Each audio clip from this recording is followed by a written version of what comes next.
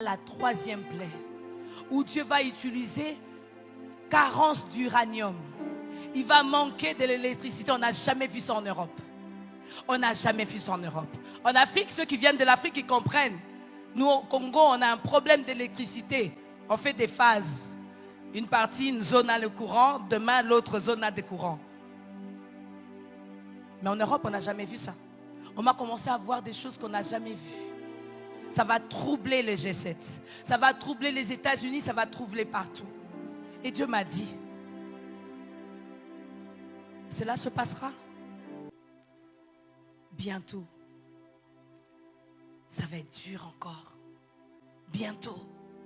Ça va être encore beaucoup plus dur. Église de Dieu,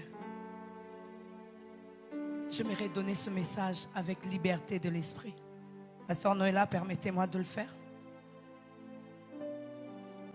Je vais être en paix avec Dieu. Quelqu'un peut m'encourager à acclamer?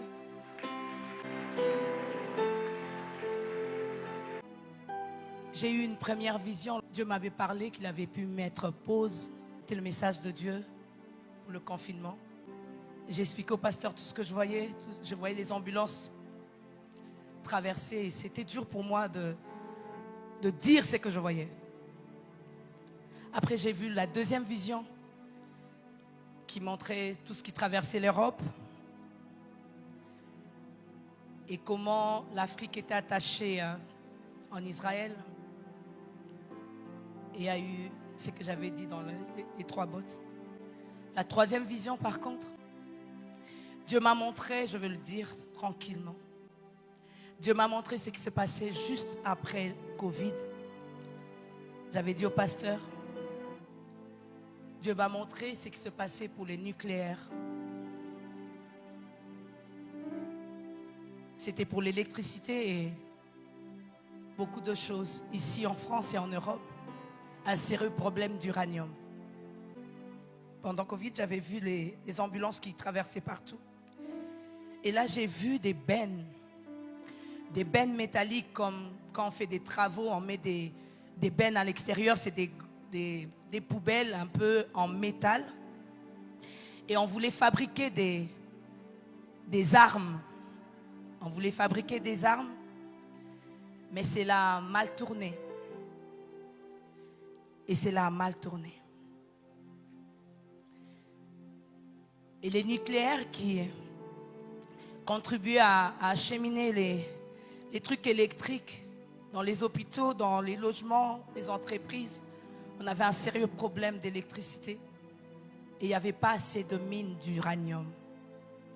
Et ce qui s'est passé, c'est que on devait s'abriter parce que les rayons solaires qui tapaient sur ces bennes-là, c'était pas bien pour la peau.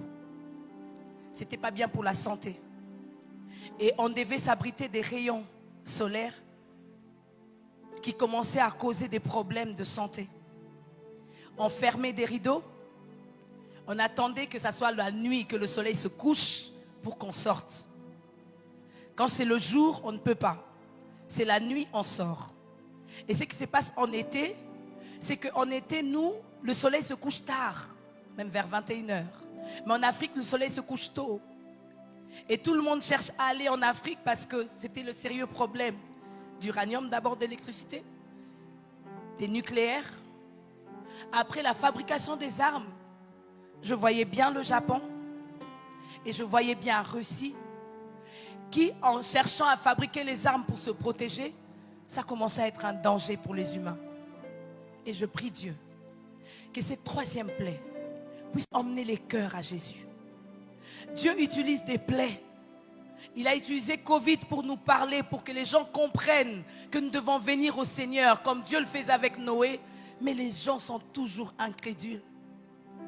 On a mis en place des choses pour arrêter ce que Dieu a mis en place. On a essayé de mettre les vaccins et tout ce qu'on a mis pour essayer de montrer que c'était possible d'arrêter cela. Mais ça n'a pas marché. On était vaccinés, mais on était toujours contaminés. Ça n'a pas marché.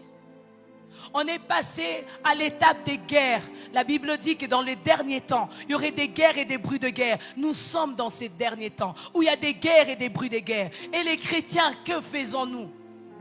Lorsque les fondements sont renversés, les justes, que feraient-ils? Qu'est-ce que nous faisons les chrétiens? Nous savons que nous sommes dans les derniers temps. Qui est-ce qui donne les messages évangéliques pour que le monde vienne à Christ? C'est le temps de réveil, parole du salut. C'est le temps de réveil, Église de Dieu. Je parle à l'Église universelle. Est-ce que quelqu'un comprend que c'est le temps où nous devons gagner les âmes à Christ? Le temps comme Noé pouvait faire. Noé disait, venez dans l'arche. Mais tout le monde le prenait pour un menteur. Le temps arrive où Dieu va manifester beaucoup de plaies, comme il a fait avec les Égyptiens, Pharaon, pour qu'ils comprennent que Dieu voulait libérer son peuple.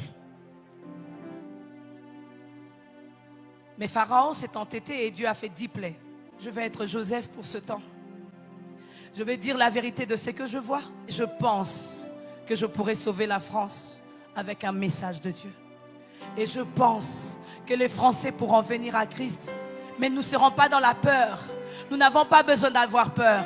Lorsque Dieu permet des crises, c'est pour que nous puissions retourner vers lui. Nous n'aurons pas peur. Nous serons là jusqu'au bout. On va aller jusqu'à délivrer les messages de Dieu. Que les vies soient sauvées. J'aimerais être comme Paul qui dit, je cours pas comme battant l'air. Je sais où je vais.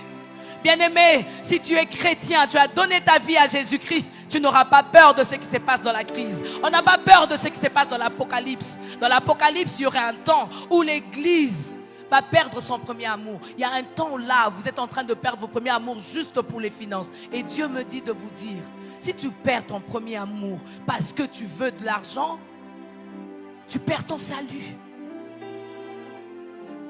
Tu as donné ta vie à Christ, tu as la vie éternelle. Garde ta foi. Dis à ton voisin, pour moi, garde ta foi. Souvenez-vous de ce message, que Christ revient très bientôt. Et ceux qui sont prêts au retour de Christ, nous irons aux noces de l'agneau. Il y a une couronne de gloire qui nous attend. Il y a une couronne de gloire qui nous attend. Une couronne éternelle que personne ne pourra nous l'enlever. Nous ne voulons plus de faux prophètes, nous ne voulons plus de faux chrétiens. Lorsque tu viens à Christ, viens sincèrement. Il y aurait un temps difficile. Des temps où si vous avez Christ, vous tenez bon. Mais si vous n'avez pas Christ, donnez votre cœur à Jésus.